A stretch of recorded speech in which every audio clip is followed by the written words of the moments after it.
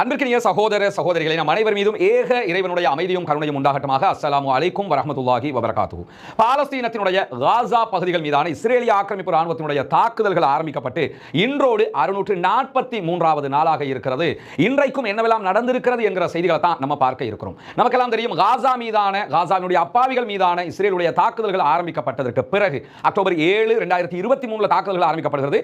அதே நேரம் நவம்பர் மாதம் 12ஆம் தேதிகளுக்கு பிறகு பாலஸ்தீனத்திற்கு ஆதரவாக யமன்ல இருக்கக்கூடிய அன்சாருல்லா என்கிற ஹூதிகளுடைய படைப்பிரிவு இஸ்ரேல் மீதான தங்களுடைய தாக்குதல்களை அறிவித்தார்கள். அதிலும் குறிப்பாக இஸ்ரேலுடைய கப்பல்கள், இஸ்ரேலுக்கு ஆதரவான கப்பல்களை செங்கடலில் நாங்கள் தாக்குவோம் என்று அறிவித்தார்கள். செங்கடல்ல பயணிக்கிற கப்பல்கள் மீதான தாக்குதல்கள் காரணமாக உலக அளவில் இருக்கக்கூடிய பிசினஸ் மொத்தமாக முடங்கிய நிலைகளை எல்லாம் பார்த்திருந்தோம். இதற்கிடையில ஹூதிகளுக்கு எதிராக அமெரிக்காவும் அதே போன்று பிரிட்டனும் இணைந்து சில தாக்குதல்களை தொடர்ந்து நடத்தி வந்தார்கள். கடைசியில் அமெரிக்கா மாத்திரம் தாக்குதல்களை நடத்தி வந்த நிலையில அமெரிக்க அதிபராக டொனால்ட் ட்ரம்ப் பதவியேற்றதுக்கு பிறகு ஓமானுடைய பேச்சுவார்த்தைகளின் ஊடாக ஓமான நடுவராக வைத்து பேச்சுவார்த்தைகளை நடத்தி நாங்க அந்த பகுதிகளிலிருந்து மொத்தமாக வெளியேறுகிறோம், எங்களுடைய கப்பல்களை நீங்க அட்டாக் பண்ண கூடாதுன்னு சொல்லி தன்னிச்சையான ஒரு முடிவை எடுத்துக்கிட்டு அமெரிக்காவும் கிளம்பி போயிட்டாங்க. போனதற்கு பிறகும் பாலஸ்தீனம் மீதான தாக்குதல்கள் நிறுத்தப்படாத பட்சத்தில் நாங்கள் தொடர்ந்தும் இஸ்ரேல் மீது தாக்குதல்களை நடத்துவோம், இஸ்ரேலுடைய கப்பல்கள் மீது தாக்குதல் நடத்துவோம், இஸ்ரேலுக்கு ஆதரவான கப்பல்கள் மீது தாக்குதல்களை நடத்துவோம் என்று அறிவித்தது ஹூதிகளுடைய படைப்பிரிவு. அந்த அடிப்படையில் இந்த வாரத்துக்குள்ள மாத்திரம் 2 கப்பல்கள் மீது அவர்கள் தாக்குதல்களை நடத்தி இருக்கிறார்கள். 2 கப்பல்களை மூழ்கடித்திருக்கிறார்கள். எனக்கு பின்னால் தெரியக்கூடிய இந்த கப்பல் நீங்க பாக்குறீங்க, தற்போது மொத்தமாக இந்த கப்பல் மூழ்கிடுச்சு, கடைசியாக மூழ்குகிற ஒரு நிலையை தான் நீங்க பாக்குறீங்க. இந்த கப்பல் மீதான தாக்குதலும் அகோரமான தாக்குதலாக இருந்தது. கிட்டத்தட்ட 6 ஆள் இல்லாத போட் மூலமாக இந்த தாக்குதல்களை அவர்கள் நடத்தி இருந்தார்கள். சரியாக இருந்தா இந்த தாக்குதல்களை சம்பந்தப்பட்ட கப்பல் தடுத்திருக்க வேண்டும், அல்லது ஹூதிகளுடைய கருத்துக்களை கேட்டு அவங்க பின்வாங்கி இருக்கணும். ஆனா அவங்க கேட்காத காரணத்தினால தான் தாக்குதல்களை நடத்தி இருப்பதாக ஹூதிகளுடைய ராணுவ செய்தி பிரிவினுடைய பொறுப்பாளராக இருக்கக்கூடிய ஜெனரல் யஹ்யா சாரி தகவல் வெளியிட்டிருக்கிறதை நம்ம பார்க்க முடிகிறது. ஏன்னா இந்த கப்பல் மீதான தாக்குதல்ங்கிறது ஒரு முக்கியமான இலக்காக பார்க்கப்படுகிறது. குறிப்பாக இந்த கப்பல் தாக்குதல் மேற்கொள்ளப்பட்டதனால 4 மாலுமிகள் கொல்லப்பட்டிருக்கிறார்கள். கப்பலுக்குள்ள இருந்தவங்க 10 பேர் உயிரோடு இருந்திருக்கிறார்கள், 11 பேரை காணவில்லை என்கிறது கப்பல் நிறுவனம். அதே நேரத்தில் 6 பேரை ஹூதிகள் பணைய கைதிகளாக பிடித்து சென்றிருப்பதான செய்திகள் வெளியாகி இருக்கிறது. இதுல என்ன கவனிக்கணும்னா, கப்பல் மூழ்க ஆரம்பிச்சுக்கிட்டு இருக்கும் போதே அதுல இருந்த 6 பேர் அவங்க பிடிச்சிட்டு கிளம்பிட்டாங்க. அந்த வீடியோக்களை எல்லாம் அவங்க வெளியிட்டிருக்காங்க. கப்பலுக்குள்ள அவங்க போறாங்க, அட்டாக் நடந்து கப்பல் எரிஞ்சுக்கிட்டு இருக்குது. அல் ஜசீரா வெளியிட்டிருக்கக்கூடிய வீடியோ நீங்க பாத்தீங்கன்னா, அல் ஜசீராவினுடைய வீடியோல அந்த கப்பல் மூழ்குகிற காட்சிகள் காட்டப்படுகிறது. அதே நேரம் இந்த பகுதிகளில் அவங்க ஹெலிகாப்டர்ல வந்து இறங்கி, ஹூதிகளுடைய படைப்பிரிவு ஹெலிகாப்டர்ல வந்து இறங்குறாங்க. இறங்கி என்ன பண்றாங்கன்னா, அந்த பகுதிகளை ஃபுல்லா கப்பலை ஃபுல்லா சர்ச் பண்ணிட்டு அதுல இருந்து அவங்கள்ட்ட யாரெல்லாம் கிடைக்கிறாங்களோ அது 6 பேர் அவங்கள்ட்ட உயிரோட கிடைக்கிறாங்க. 6 பேரையும் அவர்கள் பணைய கைதிகளாக பிடித்து விட்டு சென்று விட்டார்கள். ஏற்கனவே கேலக்ஸி லீடர் என்கிற ஒரு கப்பலை முதல்ல அவங்க கைப்பற்றினாங்க. நமக்கு தெரியும், இது வந்து நவம்பர் மாதம் 15களுக்கு பிறகு அவங்க கைப்பற்றிட்டாங்க. அதுல இருந்த 20 பேரை 400 நாட்கள் தடுத்து வைத்து விட்டு பிறகு அவங்க விடுதலை பண்ணி இருந்தாங்க. ஜப்பானுக்கு சொந்தமான கப்பலாக அது அறியப்பட்ட நிலையில தான் தற்போது இந்த கப்பல் மீதான தாக்குதல்கள் நடத்தப்பட்டிருக்கிறது. இதிலே 6 பேரை அவர்கள் பணைய கைதிகளாக பிடித்திருக்கிறார்கள், 11 பேரை காணவில்லை, 10 பேர் உயிரோடு மீட்கப்பட்டிருப்பதாக ஐரோப்பாவினுடைய கடற்பிரிவு சொல்லி இருக்கிறது. இந்த நிலையில தான் இந்த வாரம் செங்கடல்ல மொத்தமாக 2 கப்பல்களை அவர்கள் மூழ்கடித்திருக்கிறார்கள். இதே நிலையில பென்குரியன் விமான நிலையத்தின் மீதும் அவர்கள் தாக்குதல்களை நடத்தி வருகிறார்கள். இந்த கப்பலை பொறுத்தவரை இது கிரீஸுக்கு சொந்தமான கப்பல். லைபீரியாவினுடைய கொடியோடு தான் இந்த கப்பல் பயணித்துக் கொண்டிருந்தது. ஆனால் இந்த கப்பல் ஈலாது துறைமுகத்தை நோக்கி தான் போய் கொண்டிருந்தது. உம்முல் ரஷ்ராஷ் என்று சொல்லுவாங்க. ஈலாது துறைமுகம் என்பது இஸ்ரேலுடைய ஒரு இதயமாக பார்க்கப்படுகிற துறைமுகம். அந்த துறைமுகத்தை நோக்கி தான் போய் கொண்டிருந்தது. துறைமுகத்துக்கு போகாதீங்க, நீங்க போகக்கூடாது, திரும்பி போங்க என்கிற அறிவிப்பை ஹூதிகள் விடுத்ததாகவும் அதை மீறி கப்பல் பயணித்த காரணத்தினால் தான் கப்பல் மேல தாங்கள் தாக்குதல்களை நடத்தியதாகவும் ஹூதிகள் வெளியிட்டிருக்கக்கூடிய செய்திகளை ராய்ட்டர் செய்தி நிறுவனமும் உறுதிப்படுத்தி இருக்கக்கூடிய நேரத்தில் இந்த கப்பல் மூழ்கடிக்கப்பட்டதற்கு பிறகு அவர்களிடமிருந்து அந்த கப்பலில் இருந்து கைப்பற்றப்பட்ட 6 பேருக்கு மருத்துவ உதவிகள் வழங்கப்பட்டிருப்பதாகவும் பாதுகாப்பான இடத்திற்கு அவர்களை கொண்டு சென்றிருப்பதாகவும் யஹ்யா சாரி செய்தி பிரிவினுடைய பொறுப்பாளர் வெளியிட்டிருக்கக்கூடிய தகவல்கள் தெரிவிக்கிற அதே நேரத்தில் ஹூதிகள் மேஜிக் சி என்கிற ஒரு கப்பலையும் இந்த வாரம் மூழ்கடித்திருந்தார்கள். மொத்தமாக 2 கப்பல்கள் மீது அவர்கள் தாக்குதல்களை நடத்தியிருக்கிறார். அதே நேரம் பென்குரியன் விமான நிலையத்தின் மீது அவர்கள் இன்றைக்கு பாலிஸ்டிக் மிசைல் தாக்குதலை நடத்தியிருந்தார்கள். அந்த தாக்குதலை நாங்கள் முறியடித்திருக்கிறோம் என்று இஸ்ரேல் தகவல் வெளியிட்டிருக்கிறார். அதே நேரத்தில் அந்த தாக்குதல் துல்லியமாக நடத்தப்பட்டிருக்கிறது என்கிறது ஹூதிகளுடைய படைப்பிரிவு. எது எப்படி போனாலும் பென்குரியன் விமான நிலையம் 3 மணி நேரங்களுக்கு மேலாக மூடப்பட்டிருந்தது, வான்பரப்புகள் மூடப்பட்டிருந்த செய்திகளும் இன்றைக்கு வெளியாகி இருக்கக்கூடிய நிலையில தான் அன்சாருல்லா ஹூதிகளுடைய தலைவராக செயல்படக்கூடிய அப்துல் மலிக் அல் ஹூதி ஒரு கருத்தை வெளியிட்டிருக்கிறார். அதில் அவர் என்ன சொல்றாருன்னு சொன்னா, காசா மக்களுக்கான எங்களுடைய ஆதரவு எப்போதும் தொடர்ந்து வருகிறது. இந்த வாரத்தில் மாத்திரம் நாங்கள் பாலிஸ்டிக் ஏவுகணைகள், ட்ரோன்கள், அதே போன்று ஆள் இல்லாத போட்டுகள் மூலமாக, ட்ரோன் தானதும் ஆள் இல்லாத போட்டுன்னா ட்ரோன் அர்த்தம், இதன் மூலமாகவும் தாக்குதல்களை நடத்தி இருக்கிறோம். குறிப்பாக இஸ்ரேலுடைய துறைமுகத்திற்கு செல்கிற கப்பல்களுக்கு நாங்கள் தொடர்ந்து எச்சரிக்கை விடுத்து வருகிறோம். தடையை மீறி யார் பயணித்தாலும் அவர்கள் மீது தாக்குதல் தொடரும் என்று சொல்லியிருக்கிறார்கள். இந்த ஹூதிகளை பொறுத்தவரையில் ஒரு ரப்பர் மாதிரி ஆட்கள் இவங்க. நம்ம ஒரு ரப்பர் பந்த செவரில் அடிச்சோம்னா எப்படி திரும்ப ரிட்டர்ன் வந்துகிட்டு இருக்குமோ அதே மாதிரி ஆட்கள் தான் இவங்க. இவங்க மேலே இஸ்ரேல் பல தாக்குதல்கள் நடத்தினாங்க, அமெரிக்கா இருக்கும்போது அமெரிக்காவினுடைய F-35 விமானங்களே குண்டுவீச்சு தாக்குதல்கள் நடத்தியிருந்தது.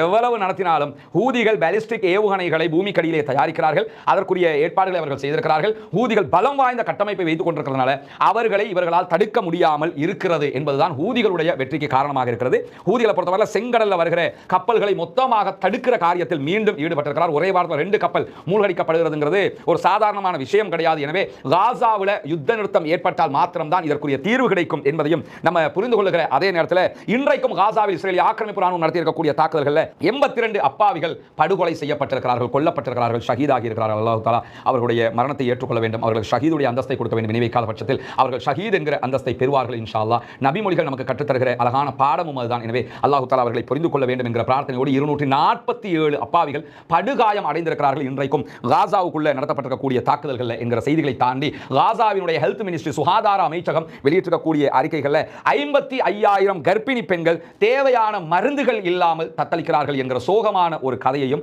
இன்றைக்கு வெளியிட்டிருக்கிறது. என்னன்னா நமக்கு தெரியும் கர்ப்பிணிகளாக இருக்கிறவங்களுக்கு நிறைய வைட்டமின் தேவைப்படும், அதே போன்று அயன் மெடிசின் தேவைப்படும், இப்படி பல மெடிசின்ஸ் அவங்களுக்கு தேவைப்படும். ஆனா இந்த எந்த மெடிசினும் அவங்களுக்கு கிடைக்காம இருக்குது. 55,000 பேர் பாதிக்கப்பட்டிருக்கிறார்கள். உடனடியாக அவர்களுக்கு தேவையான மருந்துகள் வேண்டும் என்கிற கோரிக்கை இன்றைக்கு பாலஸ்தீன காசாவினுடைய ஹெல்த் மினிஸ்ட்ரியால் விடுக்கப்பட்டிருக்கக்கூடிய செய்திகள் வெளிவந்திருக்கக்கூடிய நேரத்தில் ஹெரேட்ஸ் இஸ்ரேலுடைய பத்திரிகை ஒரு செய்தியை வெளியிட்டிருக்கிறது. அந்த செய்தியில் என்ன செய்றாங்கன்னு கேட்டா, ஒப்பந்தம் தோல்வியடைய வழிவகுக்கும் சாத்தியமான நிபந்தனைகளை எல்லாம் நெதன்யாகு விதித்துக் கொண்டிருக்கிறார் என்கிற ஒரு குற்றச்சாட்டை முன்வைத்திருக்கிறது. காசாவினுடைய பாலஸ்தீன விடுதலை ராணுவத்திற்கும் இஸ்ரேலுக்கும் இடையில ஒரு சமாதான உடன்படிக்கை எட்டப்படுவதற்கான காரியங்கள் மும்முரமாக நடைபெற்று வருகிறது. அமெரிக்கா, கத்தார், ஈஜிப்ட் இணைந்து இந்த சமாதான பேச்சுக்களை நடத்தி கொண்டிருக்கிறார்கள். அமெரிக்காவுக்கே சென்று கத்தாருடைய தூதுக்குழு விளக்கங்கள் எல்லாம் சொன்னதுக்கு பிறகுதான் நெதன்யாகுவும் ட்ரம்பும் சந்திச்சு பேசினாங்க.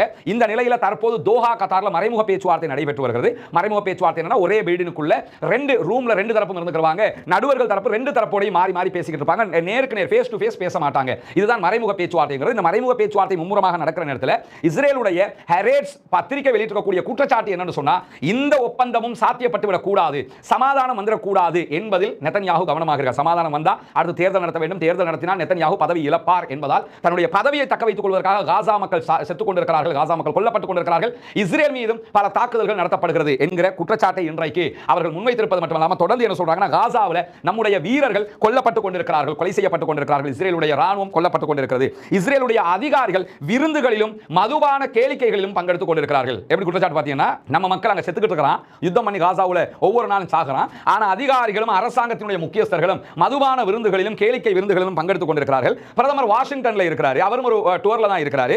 இந்த மாதிரியான ஒரு நேரத்தில் வாஷிங்டன்ல இருந்துகிட்டு நாங்க ஒப்பந்தத்தை பத்தி பேசிக்கிட்டு இருக்கிறோம் சொல்றாரு.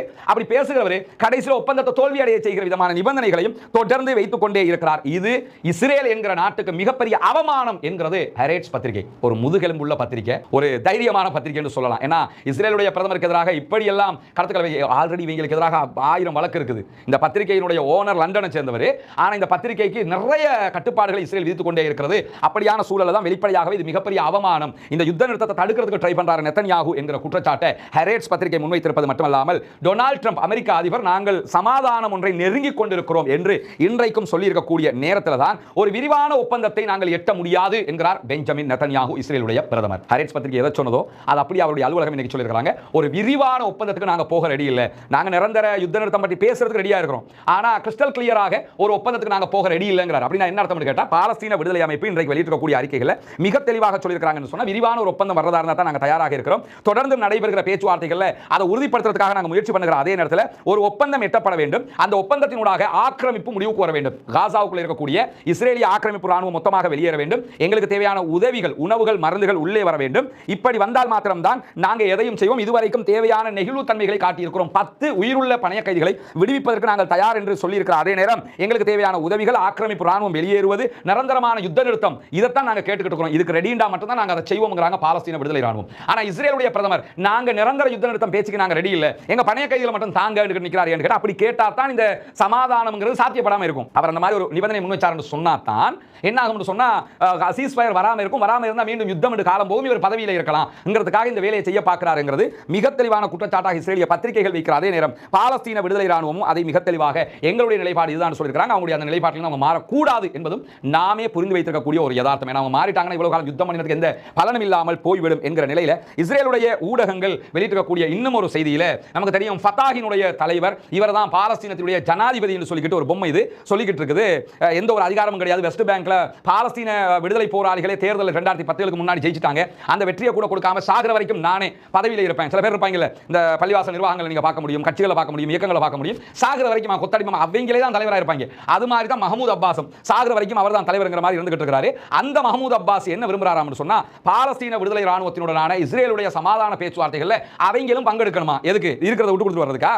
அவங்க எதுக்கு வர பார்க்கறாங்கன்னு சொன்னா, இஸ்ரேலுடைய தூண்டுதல தான் வர பார்க்கறாங்க. பாலஸ்தீன விடுதலை ராணுவம் மிக தெளிவாக இருக்கிறார்கள், நிரந்தர யுத்த நிறுத்தம் என்கிறதுக்கு நீங்க ஓகேண்டா மட்டும் தான் நாங்க சமாதானத்துக்கு வருவோம்னு. அதை கெடுக்கணும் இல்லை, இப்ப கெடுக்கிறதுக்காக நாங்கள் வர போறோம்னு சொல்லி இவர் கோரிக்கை விடுத்திருப்பதாக இன்றைக்கு இஸ்ரேலுடைய ஊடகங்கள் தகவல் வெளியிட்டுக் கொண்டிருக்கிறது. ஆனால் அப்படியான ஒரு நிலை வந்தால் இந்த ஷைத்தான்களை பொறுத்தவரையில இந்த பாலஸ்தீனத்தினுடைய இவ்வளவு பெரிய அழிவுக்கும் காரணமாக இருப்பது இந்த மஹமூத் அப்பாஸுடைய குரூப் தான். குறிப்பாக சொல்ல போனா இன்றைக்கு வெளியாகி இருக்கக்கூடிய ஒரு செய்தியிலேயே நம்ம அதை புரிந்து கொள்ள முடியும். என்னன்னு சொன்னா, இன்றைக்கு வெஸ்ட் பேங்க் பகுதிகளில் இஸ்ரேலிய ராணுவத்தினுடைய ஒருத்தனை பாலஸ்தீன விடுதலை அமைப்பை சேர்ந்த 3 பேர் கொன்று விட்டார்கள், தாக்குதல் நடத்தி கொன்றதோடு அதுல முக்கியமான ஒருத்தரை மஹமூத் அப்பாஸினுடைய ஆட்கள் இருக்கிறாங்களா இல்லையா, படை, அந்த வெஸ்ட் பேங்க்ல இருக்கக்கூடிய போலீஸ் படை, மஹமூத் அப்பாஸுடைய படை, அந்த படை உடனடியாக சுட்டுக் கொண்டிருக்கிறது. அவங்க சுட்டுக் கொண்டது யாரை? வெஸ்ட் பேங்க்ல இருக்கக்கூடிய மஹமூத் அப்பாஸுடைய ஆட்களையா? இல்ல, இஸ்ரேல் வந்து அநியாயம் பண்றான், அவங்கள தான் கொண்டிருக்காங்க. அவங்கள கொன்றாங்கிறதுக்காக விசுவாசம் காட்டி இந்த குரூப் அவரை கொண்டிருக்கிறது என்கிற செய்தி நம்ம பார்க்கிறோம். அந்த அளவுக்கு இஸ்ரேலுடைய 100% கலப்பில்லாத அக்மார்க்கு இஸ்ரேலி விசுவாசி தான் இந்த மஹமூத் அப்பாஸ்ங்கிறவன். அவனும் இப்ப பேச்சுவார்த்தைகளை வரணும்னு சொல்லி இருக்கிறது எதுக்கு, இந்த பேச்சுவார்த்தைகளை நாசமாக்கணுங்கிறதுக்காகங்கிறதையும் நம்ம புரிந்து கொள்கிற அதே நேரம், டைரல் பலா பகுதியில் குழந்தைகளுக்கு உணவுகள் கொடுத்துக் கொண்டிருந்த இடத்தில் இஸ்ரேலிய ஆக்கிரமிப்பு ராணுவம் நடத்திய தாக்குதல்களில் 15 பேர் இன்றைக்கு கொல்லப்பட்டார்கள். ஏற்கனவே இன்றைக்கு கொல்லப்பட்டவங்க லிஸ்ட் சொல்லிட்டோம். இது குழந்தைகளுக்கான உணவு கொடுக்கிற ஒரு மையத்தில் தாக்கல் நடத்திருக்காங்க. குழந்தைகள் அதை கூட பார்க்காம கொள்றான்னு சொன்னா, இவனை அல்லாஹ்வை தவிர இவர்களுக்கு எதிராக நம்ம கேட்கறதுக்கு வேறு இடம் கிடையாது. அல்லாஹ்விடத்தில் இவர்களுக்கு எதிராக கோரிக்கை முன்வைத்துக் கொண்டே இருங்கள். இஸ்லாத்தை ஏற்றுக்கொண்ட ஏழை சகோதர சகோதரிகளுக்கான 14 வீடுகளை அமைக்கிற ஒரு பணியை நம்ம செஞ்சு வர்றோம். நம்முடைய யூடியூப் சேனல் மூலமாக நம்முடைய வீடியோக்களை பார்க்கக்கூடிய சகோதரர்களுக்கு இந்த செய்திகளை நம்ம கொண்டு போய் சேர்க்கிறோம். அவர்கள் தரக்கூடிய உதவியால் தான் இவ்வளவு நம்ம செஞ்சிருக்கிறோம். இப்பொழுது 5 வீடுகள் முழுவதுமாக தயாராகிவிட்டது, அல்ஹம்துலில்லாஹ். இங்கே நீங்கள் பார்க்கலாம், டோட்டல் கம்ப்ளீட்டாக இந்த வீடுகளை நம்ம முடிச்சு வச்சிருக்கிறோம். இதெல்லாம் நீங்கள் பார்க்கலாம், எல்லாமே சரி செய்யப்பட்டிருக்கிறது. எதிர்வருகிற சண்டே இன்ஷா அல்லாஹ் நம்ம வந்து இது அவர்களுடைய கைகளை நம்ம ஒப்படைச்சிருவோம். இந்த வீடுகள் எல்லாம் நீங்கள் தந்த உதவிகளை கொண்டு, இறைவனுக்காக நீங்கள் செய்த தான தர்மங்களை கொண்டு தான் செய்யப்பட்டிருக்கிறது, அல்ஹம்துலில்லாஹ்னு. முழுவதுமாக ஒரு வீட்டுக்கு தேவையான கிச்சன், பாத்ரூம் எல்லாமே முழுமைப்படுத்தப்பட்டதாக ஒரு வீட்டை தான் நம்ம செஞ்சிருக்கிறோம். கிட்டத்தட்ட ஒரு வீட்டை நம்ம முடிக்கிறதுக்கு இலங்கை பணத்தில் 25 லட்சங்கள் நமக்கு செலவாகி இருக்குது, அல்ஹம்துலில்லாஹ்னு சொல்லி 5 வீடுகளை கட்டி இருக்கிறோம். இன்னும் 9 வீடுகள் கட்ட வேண்டி இருக்கிறது. அதில் முதலாவது கட்டமாக ஒரு 3 வீடுகள் கட்டுவதற்குரிய இடமும் நம்ம எடுத்திருக்கிறோம். இந்த வீடுகள் கட்டுவதற்குரிய பணங்கள் அத்தனையும் சிறுக சிறுக உங்கள் வழியாக சேமிக்கப்பட்டது, அல்ஹம்துலில்லாஹ்னு சொல்லி. நீங்கள் தந்த பணங்களில் இன்னும் எங்கள் கைவசம் கிட்டத்தட்ட ஒரு 6.5 லட்சம் பணம் இருக்கிறது இலங்கை பணத்தில்.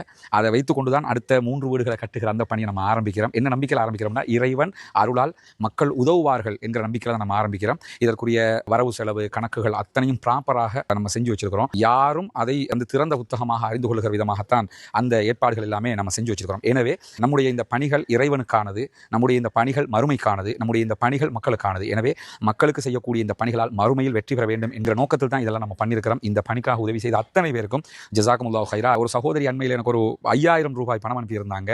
அவங்க அனுப்பினவங்க எனக்கு ஒரு கடிதத்தை கையால் எழுதி அதை ஃபோட்டோ பிடிச்சி வாட்ஸ்அப்பில் அனுப்பிச்சிருந்தாங்க. அதில் தான் ஒரு விதவை என்றும் தன்னிடத்தில் இருக்கக்கூடிய பணம் இவ்வளவு தான் இருக்கிறது, இதையும் இதில் இணைத்துக் கொள்ளுங்கள்னு சொல்லி அனுப்பியிருந்தாங்க. ஒரு நெகிழ்வான ஒரு கடிதமாக நான் அதை பார்த்தேன். அல்லாஹ் அவர்களுக்கும் அருள் புரிய வேண்டும். இப்படி சொல்ல போனால் இதற்கு உதவியவங்க என்று சொல்லி பல பேர் சொல்ல நிறைய காரியங்களுக்கு எல்லாவற்றுக்குமே மக்கள் உதவி கொண்டு தான் நம்ம செஞ்சிருக்கோம். எனவே வாங்க நம்ம அடுத்த வீடுகள் எங்கே கட்டப்போகிற மீதி 3 வீடுகள்ங்கிறத போய் பார்ப்போம். நம்ம ஏற்கனவே அங்கே 5 வீடுகள் கட்டியிருக்கிறோம் அல்லாஹ்வோட உதவியில். இப்போ இந்த பகுதியில் நம்ம வந்து 3 வீடுகள் கட்டக்கூடிய லேண்ட் நம்ம எடுத்திருக்கிறோம். ஒரு வீட்டுக்கு கிட்டத்தட்ட 6 பர்ச் அளவுக்கு காணி இடம் கொடுக்குறோம் நம்ம. எனவே இதற்குரிய உதவிகளும் நாங்கள் உங்கள்கிட்ட மட்டும் தான் எதிர்பார்க்க முடியும் இறைவனுடைய உதவியால். உங்களுடைய ஜக்காத்துக்கள், தான தர்மங்கள், சதகாக்களை இதற்காக நீங்கள் தந்து உதவுகிற பட்சத்தில் ஏழை மக்களுக்காக செய்யப்படுகிற இந்த புனிதமான பணியில் நீங்களும் பங்கெடுக்க முடியும். நான் தெரிகிற நம்முடைய வங்கி கணக்கிலக்கத்திற்கு நீங்கள் நேரடியாக வைப்பு செய்ய முடியும். வெளிநாடுகளிலிருந்து சில பேருக்கு அதுக்கு நேரடியாக பணம் போட முடியலை என்று சொன்னால், அதில் முன்னால் தெரிகிற என்னுடைய தொலைபேசி மற்றும் வாட்ஸ்அப் இலக்கத்திற்கு நீங்கள் தொடர்பு கொள்கிற போது அதுக்கு எப்படி நீங்கள் பங்களிப்பு செய்ய முடியும் என்ற விவரங்களை நம்ம உங்களுக்கு சொல்றதுக்கு தயாராக இருக்கிறோம். நம்ம ஏழைகளுக்கு உதவுகிற விவகாரத்தில் வறுமைக்கு அஞ்ச வேண்டிய அவசியம் கிடையாது, அஞ்சக்கூடாது. நம்ம கொடுத்துட்டோம்னா நமக்கு குறைஞ்சிரும், நமக்கு இல்லாமல் போயிருங்கிறதெல்லாம் கிடையாது. அல்லாஹ் தஆலா அதன் மூலமாகத்தான் நிறைய உதவிகளை நமக்கு அள்ளி அள்ளி தருவதற்கு காத்துக் கொண்டிருக்கிறார். நமக்கு நம்ம வீடு கட்டினா எப்படி கட்டுவோமோ அப்படி தான் கட்டிக்கிறேன். நீங்கள் தருகிற பணம் பொது பணம், எனவே திருப்திகரமாக கட்டி கொடுத்துருவோம். ஏன்னா நாளைக்கு அவங்க எனக்கு அது இல்லாமல் போயிடுச்சு, குறையாயிருச்சு இது குறையாயிருச்சு என்று சொல்லி அதுக்கு இன்னொருவரை நாடுகிறதை விட எடுத்து அவங்களுக்கு முழுமையாக அது கிடைச்சிட போகுது. எனவே அந்த விதத்தில் தான் இதை பண்ணிக்கிட்டு இருக்கிறோம். இதற்காக வாரி வழங்குங்கள். வல்ல ரஹ்மான் நம் அனைவரையும் நல்ல செயல்பாடுகளோடு ஒன்றிணைப்பானாக. பிரார்த்தனை செய்து கொண்டே இருங்கள் என்கிற கோரிக்கையை தான் நம்மளும் இந்த இடத்துல முன்வைக்க முடியும் என்கிற நிலையில இன்றைக்கு ஐரோப்பிய ஒன்றியம் யூரோப் யூனியனுக்கும் இஸ்ரேலுக்கும் இடையில ஒரு ஒப்பந்தம் எட்டப்பட்டிருப்பதான செய்தி ஒன்று வெளியாகி இருக்கிறது. அந்த செய்தி என்ன சொல்லுதுன்னு கேட்டா, யூரோப் யூனியனும் இஸ்ரேலும் காசாவுல உதவிகளை வழங்குவதற்காக ஒரு ஒப்பந்தம் செய்திருக்கிறார்கள்.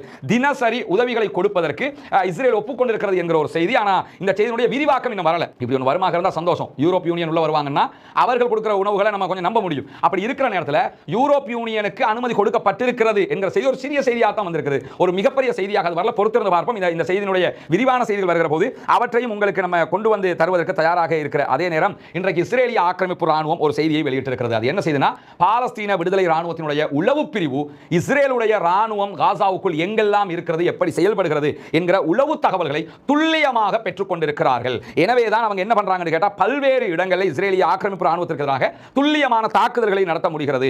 இந்த தாக்குதல்களுக்கு காரணமாக அவர்களுடைய ராணுவ பிரிவினுடைய உளவு பிரிவு பலமாக இருக்கிறதா அவதானிக்க முடிகிறது. யோசிச்சு பாருங்க, இஸ்ரேல் காசாவினுடைய பல இடங்களிலும் போர்சஸ் இறக்கி வச்சிருக்காங்க. இவங்க பங்கருக்குள்ள தான் இருக்கிறாங்க. இருந்துகிட்டு இஸ்ரேலுடைய போர்சஸ் பத்தி துல்லியமான உளவு தகவல்களை சேகரித்திருப்பது மட்டுமல்லாமல் அவங்க என்ன பண்றாங்கன்னா, தாக்குதல்களையும் உச்சமாக ரொம்ப ஒழுங்கமைக்கப்பட்ட வகையில் துப்பாக்கி சூடுகளை எல்லாம் நடத்தி கொண்டிருக்கிறார்கள். டேங்க் எதிர்ப்பு அட்டாக்குகளை பண்ணிக்கிட்டு இருக்காங்க. இதுக்கெல்லாம் காரணம் அவர்களுடைய உளவு தகவல்கள் துல்லியமாக கிடைக்கிறது என்று இன்றைக்கு இஸ்ரேலுடைய வாலா நியூஸ் ஏஜென்சியே அவருடைய வெக்கங்கட்ட தனத்தை எழுத்தில் வடித்திருப்பதை நாம் பார்க்க முடிகிறது. அதே நேரம் பாலஸ்தீன விடுதலை ராணுவத்தினுடைய யுத்தம் செய்கிற குழுக்கள் திறமையான நிர்வாகத்தை கொண்டிருக்கின்றன என்கிற செய்திகளையும் வாலா நியூஸ் ஏஜென்சி இன்றைக்கு வெளியிட்டிருக்காங்க. இந்த கடைசி 2 மாசமா நீங்க பாத்தீங்கன்னா இஸ்ரேலுக்கு எதிரான தாக்குதல்கள் உக்கிரமாக இருக்கு. குறிப்பா 2 மாசம் கூட இல்ல, இந்த ஈரான் இஸ்ரேல் யுத்தம் 12 நாள் நடந்துச்சா இல்லையா, இந்த 12 நாளைக்குள்ளாக நிறைய சேஞ்சஸ் பண்ணியிருக்கிறாங்க பாலஸ்தீன விடுதலை ராணுவம். அந்த கேப்பை பயன்படுத்தி ஒன்றோ அவர்கள் எங்கிருந்தோ ஆயுதங்களை கூடுதலாக பெற்றுக் கொண்டிருக்கிறார்கள், அல்லாது போனால் அவங்க ஆயுதங்கள் இருந்த ஆயுதங்களை கரெக்டா ஷஃபல் பண்ணி அந்தந்த அமைப்புகளுக்கு திரும்ப விநியோகிச்சிருக்காங்க. பாலஸ்தீன விடுதலை ராணுவத்தினுடைய 14 குழுக்கள் இருக்காங்க. 14 குழுக்களும் தற்போது களத்தில் நிற்கிறாங்க,